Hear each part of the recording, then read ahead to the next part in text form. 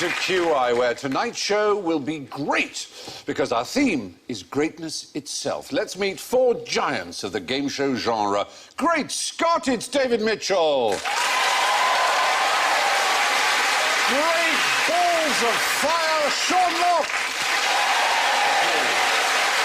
The great Panjandrum, Joe Brand. Oh, great, it's Alan Davis. And Sean goes. This is great, balls of fire. Yeah, Joe goes. Oh, yes, I'm the great pretender. David goes.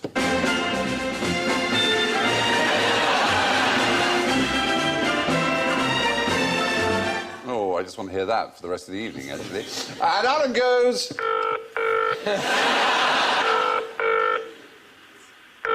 Thank you for calling Great Eastern Railways. Your call is ready. Thank you. Very good. Excellent. Now, tell me about the great disappointment. Pretender. You've been talking to my husband.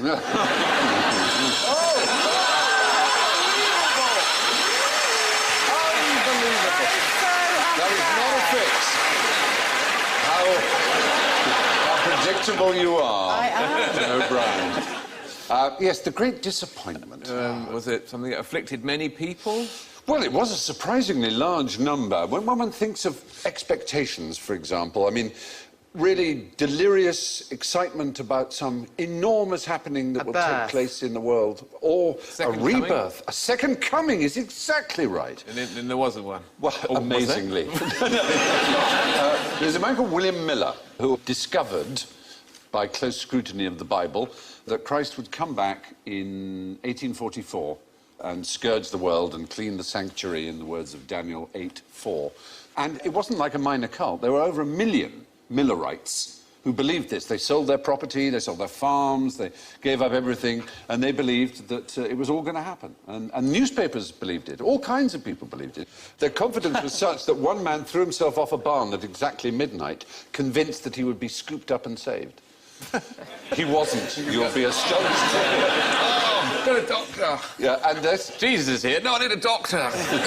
Jesus didn't arrive, and it was known as the Great Disappointment. Was this in America, by any chance? How did you guess? They won't learn, will they? Well, no. They really won't, because what's so interesting is a lot of people haven't heard of William Miller, but although this great disappointment happened, his followers shaved off into different religions, of which you may have heard. For example, there was a woman who founded a religion called the Seventh-day Adventist that now has 15 million adherents in America. And she was a Millerite. And there was another man called Charles Russell who founded an even better-known religion, the Jehovah's Witnesses. Well, they thought the world was going to end in about 1920, didn't they? Didn't they? Yeah, well, that's 1920 they thought the world was going to end? Part of what the apocalypse is the second coming. According to Revelations, the last trumpet sounds, there's a mighty wind, and Christ harrows hell, whatever that means, to harrow hell. But I don't think those people ever really believe it's the end of the world. Because if you really did believe the world was going to end, you wouldn't wander around going, I think the world's going to end. You'd be just going, ah! You'd be saying fancy a shag to that person you'd never dared say it to before. That's what most people in questionnaires asked. What John they do. McCririck, in my case. John McCririck, yes, yeah, exactly. Can I just say, as far as that harrows hell thing, you just need to put a comma in that sentence. Christ harrows hell. By the way, who had purple triangles in the concentration camps, the death camps? Was it the Barney the Dinosaur? No. It is an odd thing. It's a thing most people... Sorry, you're saying purple triangle. I thought you were talking about Equality Street. No, you know, everyone knows. Triangles are green. So yellow stars for Jews, pink triangles for gay people, so I don't know which one I'm wearing, both. What I wouldn't wear is a purple triangle. Which was the purple Christians? triangle? Gypsies? No, well, Gypsies? not Romanies? gypsies, gypsies. Lesbians? It was Jehovah's Witnesses. Manchester United supporters? No. It was Jehovah's Witnesses were also in those camps. They had purple triangles. It's just a weird thought. But anyway, right up to now, there is a new kind of wave of people who, in America who believe, and about 50% of Americans do believe that Christ will return. And they have a special word for it. a special word for this moment when their bodies will be removed suddenly by Christ, leaving only their clothes behind them. It's called the rapture, and it's enormous. In 1988, 4 million copies of Edgar Weisnant's book, 88 Reasons Why the Rapture Could Be in 1988 were sold. The rapture wasn't in 1988, you may remember. But www.raptureready.com has millions of hits a year, as well as offering you handy letters to leave behind for your non-saved friends and loved ones. It has a particularly good section called Oops, I Guess I Wasn't Ready. This list spells out the perils of the post-rapture world in which you are marked by the Antichrist and stung by enormous wasps. But on the plus side, the price of clothing goes right down. Yes, there is that. There's a handy quiz called Am I Rapture Ready? Is there an advice of what sort of loose-fitting clothes to wear so that would be better so you won't get caught on anything? You wouldn't want to get whipped out of a jock strap really quickly. You want boxer shorts or something like that. Well, you better be careful because apparently it's imminent. Is it? Oh. It is imminent, yeah. The When you rapture say is imminent. Imminent, you mean this week, or...? Oddly enough, they're not being that specific. Oh, really? Yeah, yeah. We wouldn't want a second great disappointment, would we? No, that would be terrible. I certainly would be disappointed. No. Well, the great disappointment came in 1844 when Jesus confounded all expectations by failing to return in glory. Why are so many great men, though, short? Are they really? David, you've hit the nail on the head. Rem acu tetagisti, as they would say in Latin. I'm sure they would. Yeah. It means nice one, son. Yeah. That's absolutely right. In fact, Napoleon, people Napoleon was short, wasn't he? No, he was above average height. Everyone was short in those wasn't days. he? Well, he was 5'6", which was taller than He it was is now. 5'7", actually. Oh, yeah, right, average height was about 5'6"-ish. So it's just the British who decided he was short, put him down a bit. Yes, it was particularly a cartoonist called Gilray. When we were at war with Napoleon, there was a famous one of George III with a little Napoleon based on Gulliver's Travels, like that. Ah. And he's actually saying, I cannot but conclude you to be one of the most pernicious little odious reptiles that nature ever suffered to crawl upon the surface of the earth. There. That's It's a snappy. It's a isn't it? snappy one, isn't it? He was 3 inches taller than Nelson, for example. Nelson was 3 inches shorter than Napoleon. It's certainly true that... Nelson was 5'4"? Yeah. Like Danny DeVito? He was very, short chap. No wonder they put him on such a big So column. is that kind of... Yes, he's tall in Trafalgar Square. Is that short man syndrome a kind of retrospective thing, then, that we've kind of invented more recently and then just gone back and said they're all short? Yeah. Some of them were short, though, there's no question. I mean, Stalin was surprisingly short. He was only 5'5". Mussolini was 5'6". Franco was 5'4". 5'4"? Yeah. They are all short, Steve. Well, no. He hit the 5'8". Idi Amin was 6'4". Yeah, big That's fella. my height. Fidel Castro, 6'1". Mao was 5'9", which is rather tall for a Chinese person. So... But mostly they're not judged on their height, are they? No, they're not. They're not. But all I'm... We'll let that go. Yeah. All I'm saying, there seems to be historically no evidence that short people are more power-hungry, more tyrannical than people of average or tall stature. Because you know how it came about, though, because it's just that one... It's probably the one thing that short people have got to cling on to. One day they might be a dictator. Well, and we've just taken that away from them. All this, One little hope. all this not being able to reach things from shells, one day will be made up for when I kill millions of people. When I can stand on their bodies. Yeah. Reach the jam. Then everybody knows somebody who's short in their life who's been particularly angry and abused his position of authority, and then you decide he's a bit like Hitler. That's the point. You notice when a short man... man has a tantrum Yeah. and says, oh, short man, Napoleon complex. Even Tall though- man has a tantrum, you just leg it. Exactly. I have to say, I'm rather shocked by this. Heightism does exist. Short people are paid less on average than tall people. The disparity is comparable in magnitude to race and gender. A survey of Fortune 500 They companies... should rise up. Yeah. The chief executive officers of Fortune 500 companies, 90% are above average height, which is astounding, really. And 30% of those are over 6'2". You're the tallest 4%. Every now and again, a little short fella breaks through, Yeah. Oh, stop. escapes, gets away. Yeah, yeah. But it Look is... at me! It is rather shocking that there is this disparity. And of course, we always notice the powerful, short, first rich man attracts with a you to young, the tall wife is Billionaire Bernie She's Ecclestone. actually, I've seen her with him. She's actually much taller than that, above him. Yeah, But she's Ecclestone- bending her knee there. Yeah. I mean, he has to jump up to slap her on the bum. He could run through her legs. And who's the couple on the left? That's Carla Bruni and Sarkozy. Sarkozy. But at least the women have both got handbags that their husbands can fit in. Which No, there isn't really any evidence that dictators are shorter than the rest of us. The Napoleon complex is a bit of a myth, it seems. So, now, some great men, on the contrary, are actually tall. For example, Charlemagne, the immensely charismatic, civilized, attractive 8th century king of the Franks, Holy Roman Emperor, founder of modern Europe. Now, our researchers have discovered that, in fact, we've been digging into your family trees in that sort of who do you think you are way, and we've come up with some rather exciting news. See if you can guess which of you is descended from Charlemagne. Well, civilised and attractive, it ain't me, is it? I think Alan. Alan? Well, is it all of us? Yes. All of us, including Because he me was- and including everyone in the audience and everyone watching at home, if they're European. Because he was a love machine.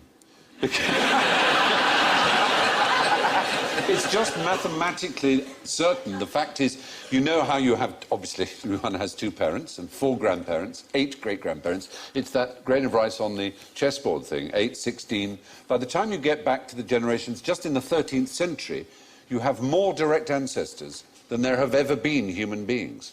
It's about 80 billion, the number, by the time you get back that far. My brain's... I know, well, all you have How to can you do... have more ancestors than there are Well, you people can't. there's ever been? That's the point.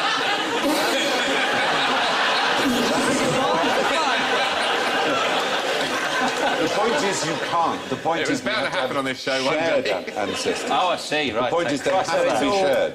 Are your brothers here tonight?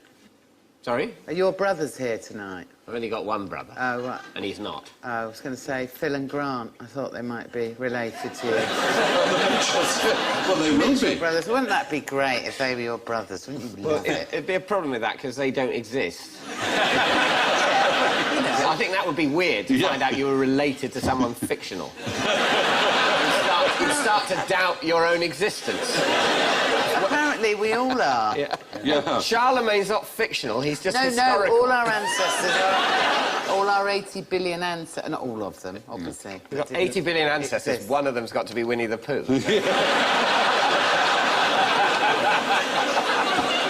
That's very odd. Yeah, it was a man called Mark Humphreys who was, in 1995 at Dublin University, was doing it, and he discovered that his wife was King Edward III's great-granddaughter 20 generations down the line. And he looked further into it, and of course he realised that so was Hermann Goering and Daniel Boone, the American explorer, pioneer. And then he kind of worked out the mathematics of it, and he's the one who's given us that. I'm just thinking about Charlemagne. I think that would be a really good name for, like, an aftershave, wouldn't it? It would. Charlemagne. Well, let's smell medieval. I'm everybody. I'm everybody's daddy.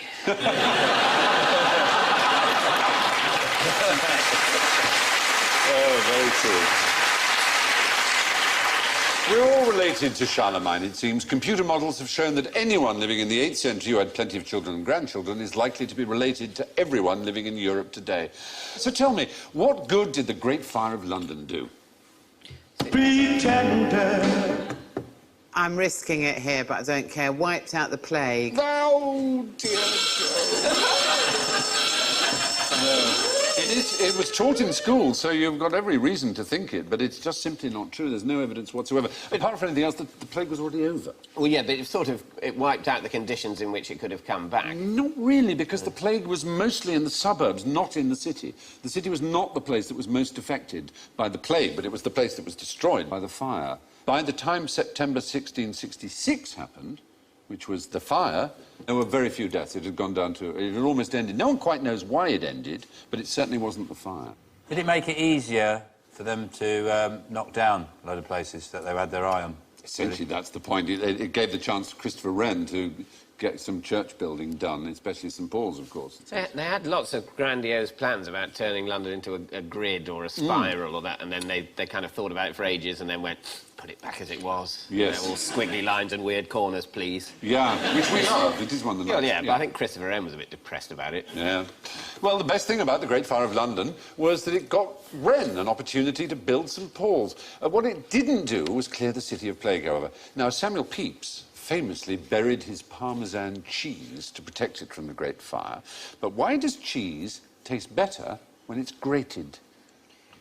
Well, sometimes it does, but if you get one of those catering bags of grated cheese, if you should be working for a catering company and happen to steal one, for example, from a store...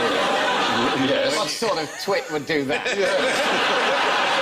When you get it home and you put it on your toast, it tastes rank, horrible, dry, skanky old cheese, so... Well, that might be because grated cheese, yes, does taste better.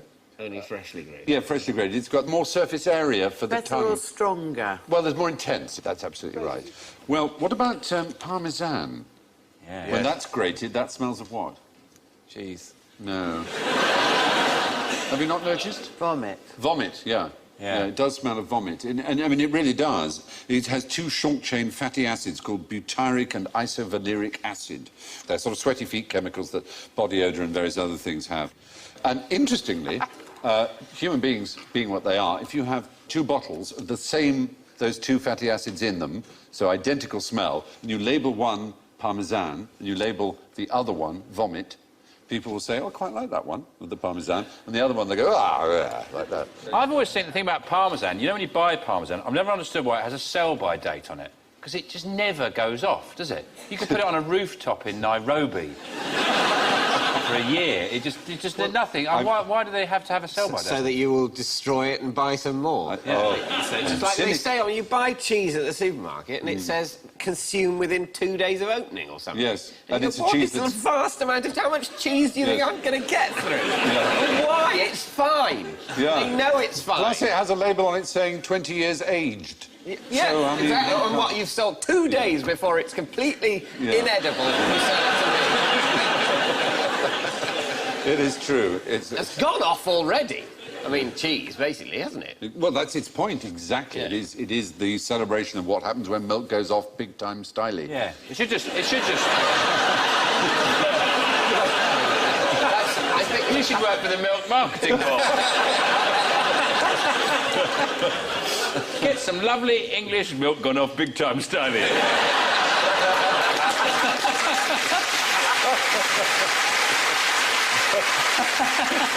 I'll have a milk gone off from big-time styling and tomato sandwich. That's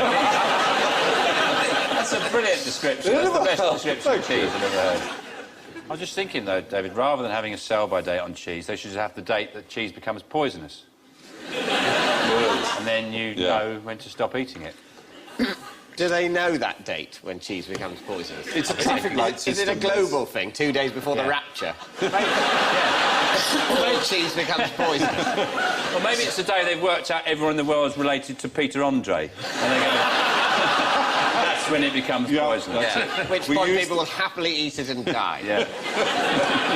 But also, aren't those sell-by dates are just overcautious, aren't they? You could probably leave it Yeah, they're just for covering ages, themselves in case you get ill. get it out the bin a couple of weeks later, it'll be fine. Put it down your pants, go in the sauna. Sean, take it out. Sean, Obviously reshape it again. Sean, you're not alone. There are people here. Yes. You're saying it out loud, you're not thinking it. Grated cheese tastes stronger because a greater surface area of the cheese makes contact with your tongue. Now, just how great were the great train robbers? Well, they're not that great because they got caught. Well, so yeah. I mean, they got so caught. They got caught almost immediately. Yeah. And they got caught in very stupid ways. Do you know how they were caught, really? When they left the... well, in the film, anyway. That's all I know about it. In the film, when they left, there was a sort of...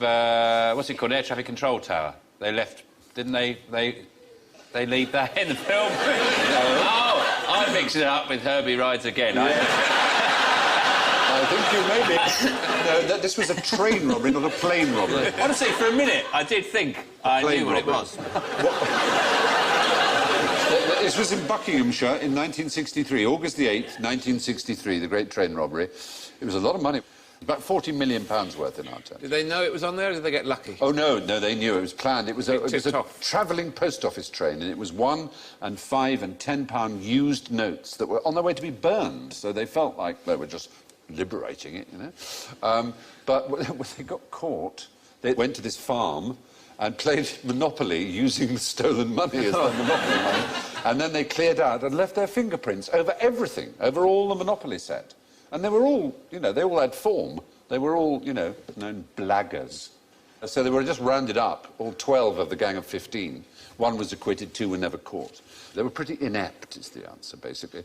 So why, that begs the question, why are they called Well, great? Because of the amount of money they nicked? I think or- because it was a train robbery, and there was a great train robbery in America, and in 1903, the first ever film that was a story rather than just a camera pointing at nature or people in a park, but actually a constructed narrative, a drama, was called The Great Train Robbery. So it was very famous. So when there was a train robbery and it was a big one, the word great naturally fitted in front of it. You know, it's just like one of those cliches that newspapers will go for. And they went for that one. It just sounds like they stole a train, though, doesn't it? Yeah, it does. That would be impressive. You can't steal can a train. You can't steal a train. No, can well, you? that's because it can't go. It's got rails. You know where it's going to go. Yeah. You can go there more quickly or more slowly, but it's still going into King's Cross. If you've got Gromit in the gang, Yes. That's true. he can lay track as he's going along. Well, Some sort of Gromit-like escape for that would be a great That train would be great. robbery. That word. Who's the most famous of the great train robbers, would you say? Ronnie Biggs. Ronnie Ronnie, Biggs. you've all said Ronnie Biggs, yeah. And what was his role? Was he the mastermind? Is that why he's the best known? No. No, he was such a small peg in the whole thing. Was he the driver? No, he wasn't even that. He was inside. He was doing a stretch for taking and driving away. And the mastermind of the entire event met him and said, I'm planning this blag. I'm planning a game of Monopoly. Yeah, He's just got to pick something up on the way. Yeah, It's my exactly. set, I've lost all the fake money. And the only way of replacing it I can think of I've run Waddington's, they Yeah. didn't want to know. Get a new set, they said. Don't be ridiculous, I said. Anyway, the mastermind was called Bruce Reynolds. And he said, if you can find me someone who can drive a train, a diesel train, I will cut you in on a big job that's going down. You can. I mean, Yeah. it's not. That's like. That's not like someone who can sort of melt diamonds with their eyes. Or something. Someone who can drive a diesel. Apparently, they exist somewhere. But the amazing thing, David Mitchell, is that Biggs found this guy whose nickname was Old Pete or Stan Agate. No one knows who he was because he was the one who was never caught. Was that old Pete the train driver? I know. Yeah. So his job, right, After for this, Casey Jones had turned him down. yeah, for this, for being found, Ronnie Biggs got a share worth 147,000, which in today's money is 1.6 million. And all he had to do, Ronnie Biggs, was get this guy, Old Pete, to the scene. But this old Pete got to the train and said, oh, I don't know how to drive that. Ronnie Biggs still got his share, but the old Pete was useless. He couldn't drive a train. He'd been lying all the time. I like the idea that old Pete's like those actors who put on their CV, yes, I can horse ride. Oh, yes, I can drive a train. I speak Mandarin too. Straight through China, no problem at all. That's how he found him. He went through Spotlight. And the other, apparently, he was very well reviewed in Yes. Much Ado About Nothing last year. And he's trained in modern dance. Yeah. That could come in handy. Well, You sound like you're quite fond of them. no, I'm not fond of them. They had a sort of mythic role, Yes. but I like the fact they were bunglingly incompetent. Yes, yeah. They weren't as evil, perhaps, as they've been portrayed. No, exactly. Some people like villains. There's a cafe near me, and it does bangers and mash and old-fashioned English grub. And then on the menus, they've got one menu's got Sid James and Barbara Windsor in a Carry On film, and then there's Peter Cook and Dudley Moore just dressed up in their overcoats, and then on the third one is the Cray twins. Blimey. jerky cultural icons, great comedians of the 60s, and notorious maimers and murderers. Yeah, that is odd, isn't it? It's very strange. Well, the great train robbers weren't particularly great. Most of them were caught because they left fingerprints on the Monopoly set at the Safe House. From criminal bungling to a great scientific mystery, why did it take 300 years to give the giant tortoise a scientific name? A scientific name? Yeah, i.e. the Latin name. It turned out to be called Geochelonia, you know. Is it because they just thought that was pretty good, giant tortoise? We'll leave it with that. Yeah. So, Yeah? no, I was going to say something about which now it's unusable. I'm going to have to say it now. Go on, thought- how with it, man. They thought... It's better be They good. thought it was a normal tortoise, but closer, is what I was going to say. You see what I mean? But I couldn't get that concept. It's like, would it be actually further away? And a normal one further away would be actually a minute one. Would they mistake a quite far away normal one for a miniaturised one that's a bit... Or, The thing that you're saying is that the tortoise is too big. No, it's just... It's a certain way. If they say... I like it. Oh, go that way. Yeah. If there was like a tortoise over there that was giant, Yeah. but I for some reason thought it was just there, then I wouldn't think it was giant. I'd think it was just, oh, there's just one there. It's just a normal tortoise there, nothing about that. Oh my God, it's over there and it's back! It would have to be on a huge beach with no other points of reference. Well, yes, exactly. Yeah, You know. yeah. Are they... That's not the reason. Are they, Okay. are they particularly litigious? Now, if you give me a name, I will sue you. No, it wasn't that. It's a nice thought again. No, they had another property which was most unfortunate for them to have. What the tortoises Yeah. did. They were edible. They were so edible. Anyone, I mean... Anyone who saw one couldn't stop Yes. to think of a name for it. They just had to eat it The straight point- away. Really one of those... Yeah. I don't know what Yes. they're called. There's no, do you know, Get one, they're really bloody good. there's no We just call Latin them name for dinner. the pistachio nut. Exactly the same way. No one can be bothered. Just shut up with your Latin. Eat them. They're brilliant. I'm afraid that's what happened. No Latin name for Maltesers. None of them made it.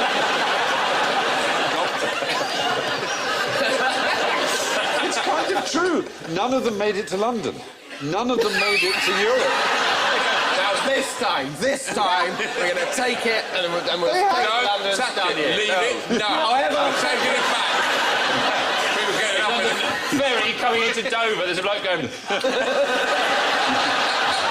leaving the door where the tortoise is there. all right, look, take 9 of them, we'll eat 8. Absolutely. And then everyone's looking at it and going, come on. And then the seas become... For days on end, the seas become there's one tortoise left. Yeah. At the end. Can you Come on, imagine? sir. Come on, we'll go back. Let's just go back and get some more. Can you imagine the moment after they've eaten that last quarter? They're sitting there thinking, we are twats. Even on, I'm too full. even Darwin, on Darwin's last there were dozens. There were He dozens. collected of- every species in the world Yeah. and ate that one. They had them all. They did. Well, I've done all those, done all the butterflies, They- done all the beetles. I'm eating that. The only descriptions of them are comparing them to chicken, beef, mutton and butter and saying they're how much better they are than all of those things. No one who'd ever eaten tortoise had ever eaten anything better. Why are They they not and the farmed? liver and the bone marrow, every part of it was unbelievably Whereabouts delicious. are they from? Well, from the tropics Are mostly. there flights over there? They are now protected. All 12 If they're species. that delicious, they can't be. Well, they just say, yeah, we protected them. They're all in there. No need to look. Yeah, they're fine. There's a border around them, like North Korea. Yeah. There's a big pile of shells, like those piles of tyres you see in a scrapyard. But yeah, there were some that survived, however, and let me tell you about a very extraordinary That one. bloke there, he's just befriending that one. Yeah, come over here, my pretty. I'm trying to think of a name for you. But they are amazing animals, apart from how delicious they are. Adwaita died in 2006, and he was Clive of India's pet. There he is. Oh, they're 200 years old or something. 255. He was born before Mozart, before the French Revolution, and his death was announced on CNN. I mean, that's a heck of a life, And isn't you it? can list his achievements on the back of a stamp. Well, why would he need to Well, his achieve principal that? achievement is it wasn't He lived 255 years.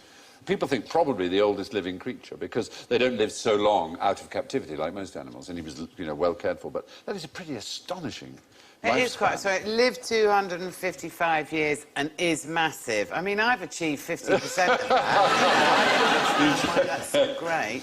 There are 12 species of them, all of them endangered. Well, They one... all taste nice. Well, I don't know, but it's very sad that they, so many were other species were, basically wiped out just because they were so lovely. Not only that, they were also used as water stores. It sounds a weird thing, but they have a special kind of internal bladder that stores water so perfectly that it's drinkable. When you slit them open to cook them, you also get, like a gallon of fresh water. Wow. So they would stack them up on boats, tons of them. They'd be stacked up one on the other, and they couldn't move. And they didn't need to be fed for months, so that they actually contributed a lot to whaling and other things because they were used as a foodstuff and a water supply that was just kind of permanent. So you've got the on board. water as well. And imagine if you smash the shell open, there's like a little toy in there, like a Kinder. Like a little game, you've got to get the balls in the holes. So how do they exist in the wild anyway, if they're so delicious and slow-moving and massive and useful? They didn't have any natural predators until man discovered them, basically. Right. So they were evolutionarily complacent. They were exactly like a lot of island species. They're a lot like that. And it's only man who crosses islands in the way we do Like all those who does it. ridiculous flightless birds on New Zealand. Yeah. Essentially, they got lazy. Yeah. They got lazy. What's the point in kakapoos. flying? Now, some of them go, we'll need it one day. I bet we'll need it one day. Nah. You're too anal, you are. Just walk around, it's easier. Yeah. Anyway, despite being discovered in 1535, giant tortoises weren't properly catalogued by science until the early 19th century because they were so delicious that no samples ever made it back home. Now, to another puzzling giant. If a giant panda does a handstand in front of you, what's he trying to tell you?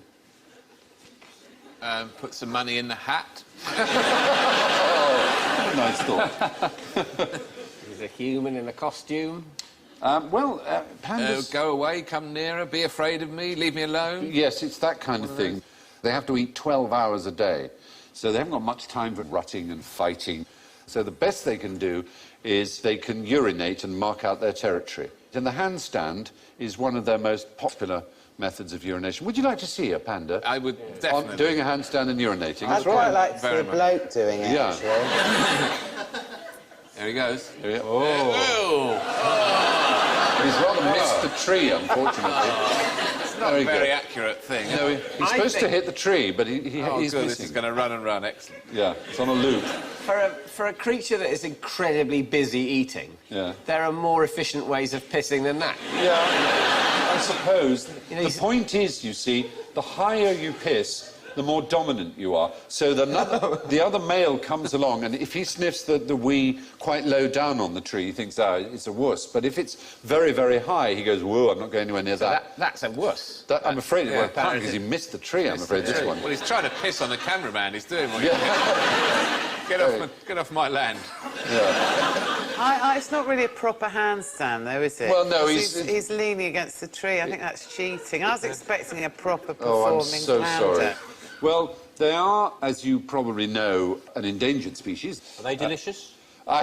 Dear, let's hope not. Only the ears. Oh, no, please, little Pandy. The odd thing is, it's a fairly recent discovery, San Diego Zoo, is that they don't need Viagra, they don't need this whole idea of, gosh, how do you get two pandas in captivity to breed? It's discovered if they swap cages and smell each other's secretions and wee, they're up for it. So they really don't breed any more reluctantly than any other type of bear. They're actually perfectly good. So maybe there's hope for what was future. all that fuss about? Well, for All years those we didn't years? know how to get them to do it in public, in zoos and things like that. We weren't providing them with the territorial. So that's why these discoveries are very important, that these things that look quite comic, like the peeing or whatever, are actually vital to the survival of their species. They look fake, don't they? I Yeah, of they all- really do. Of all the animals, Yeah, they so look do. fake. Yeah. He Yeah. looks like a bloke in a bear suit. Don't give it away. My name's Jeff. Yeah. It would take me quite a few years before I was prepared to have sex in a zoo. Yeah. Exactly. Remember, this is a world in which it's not creatures of your species who'd be watching. So you're in a cage, invited to have sex. It's only pandas watching. Not people. Would you feel embarrassed in front of the pandas? I don't like to take my pants off in front of a cat. I'm sure you don't like to take your pants off. But do you actually mind? I do. He goes out of the door, then the pants come off. Dear me. I usually put a tea towel over the goldfish. Right. Good. Nice to know. Thanks. If a panda does a handstand in front of you, he's telling you you're on his land. They do this to get their scent markings as high up a tree as possible. And with that, it's time for the great test of general ignorance, so fingers on buzzers, if you please. Now, how did Catherine the Great die? Oh, it's quite famous how she died. Unfortunately, I don't know. She would? She didn't have sex with a horse. Correct. She... Died on a commode. Oh, no, that was Elvis.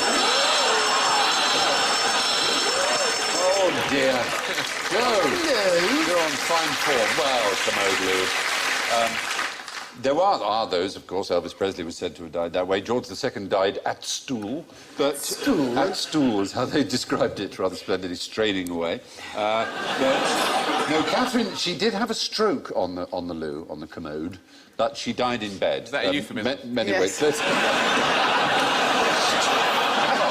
did have I'm having a horses. stroke on the commode. Well, we'll leave you there, love, for a minute. She did have sex with horses, though. No, she didn't. No. That sort horse's of- head is too small. Yeah, they did paint them like that, didn't they? really It's a odd. very odd 18th century thing, painting horses with small heads. She I never don't- had sex No, that's with what one horse. Not, no, it Donkey? was sort of made up, nor a donkey. She did it with lots of courtiers. She was a very sexy Not quite the actress. same, though, is it? No, it's not, no. But the point, her son Paul, who hated her, became Paul I, the Tsar. He spread that rumour, He did spread he? the rumour, as did, and the French were also responsible for spreading it. They had... My mum, right? That's What why she's done, right? My mum, never believe it. She's having sex with a horse. That's why I'm so good at show jumping. Anyway, despite all the salacious gossip, Catherine died in bed where she was being cared for following a stroke. In cold weather, where does most of your heat escape from? Oh, What? Your head. Oh, really? Yes. It's supposed to be 75%, that's what No, I've been told. it Goes isn't. out of your head. Is it not just the fact that your head is a bit of you that is more sort of naked? Well, than the that's rest right, of if it you? is, but only 10% of your heat. You're actually, if your arm was exposed, more would escape from your arm than from your head. If people went around with bare buttocks a lot, That- they would say in the cold you really should put on a buttock Exactly. hat because you lose 90% of your heat through your buttocks. No, ridiculous. No need these days to cover your buttocks all the time. In the same way everyone used to wear hats. Now they go around bareheaded a lot. Yeah. I'm glad my... well, it sounds wrong, this, but I'm glad my grandmother's dead. Because that would blow... that would blow her mind. I'm not glad she's dead. No. She said. It's sad she's dead, but she died a long time ago, so You're glad this she isn't- doesn't affect it at all. No, you're glad she isn't here to hear that. Yes. Yeah. I also, at the same time, it was a shame she never saw me on a plane sitting next to Lionel Blair. That would have been a lovely moment. She What happened to you? She died before I was able to tell her that. Because she would have seen She that never as knew. the absolute pinnacle of human achievement. So, And so it is. yeah, it was very nice. There's nothing special about your head and heat loss. On a cold day, you would lose more heat through an exposed leg or arm than a bare head. What was the lingua franca of ancient Rome? Great balls of fire! Dutch. But I knew that's not going to come up. Yeah, very good, yeah. See, that's where you've got to think, Joe. You've got to think what they wouldn't put up. cheers, Sean. Pretender. Latin. Oh! I did that deliberately. Yeah, I know! At this She- point, she's it makes, going for the record. yeah, it Makes makes no sense. difference. You're So- on Yeah, you might as well. Croat, It's like romance. shooting the moon when you play hearts or one of those Oh, it's games, such a brilliant game. isn't it? What does lingua franca mean? When people get together, it's a language that is commonly used as like everybody's second language, as it were. Is it Greek? Yes, it is Greek. It's the right answer. Greek is the language that people would use in Rome if they weren't Latin speakers. Finally, how many men have been president of the United States? Oh, it's 46 or something? Well, shall we ask the great man himself? Shall we ask the current president? Is he here? Is he here I'm tonight? quite Ladies excited. and gentlemen, What a waste of a guest. I'm glad you've given up my seat. I think he sat in the audience for this one.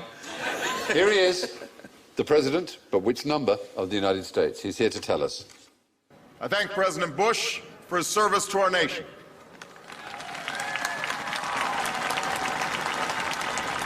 As well as the generosity and cooperation he has shown throughout this transition. 44 Americans have now taken the presidential oath.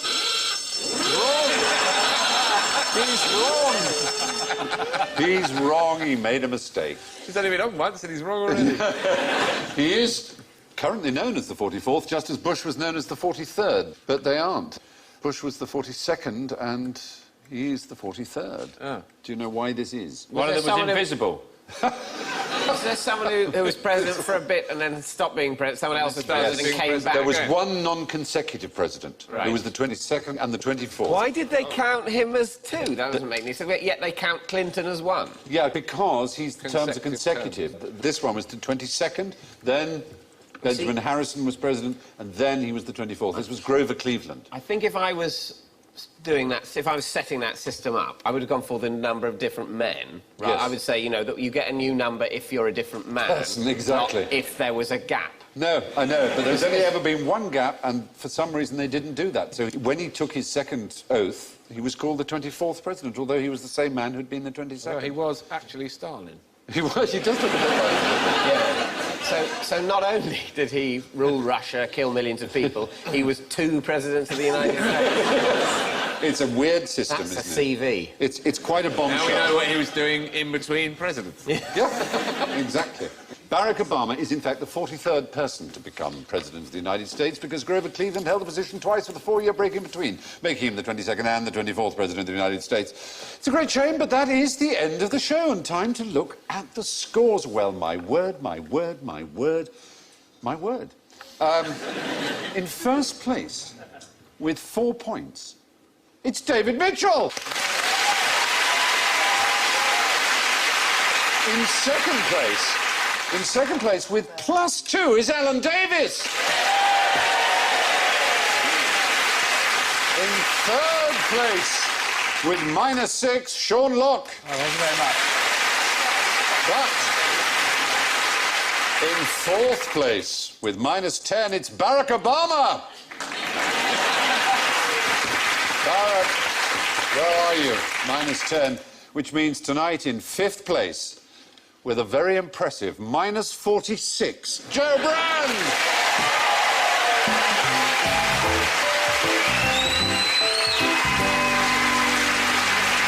So it only remains to say thank you from David, Sean, Joe, Alan and me, and to leave you with this thought from the great Jack Handey.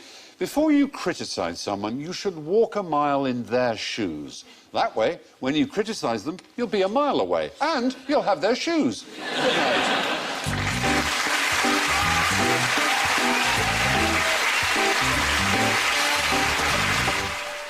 Can Claire escape her destiny? College life brings temptation and hazards next. Heroes continues here on BBC Two.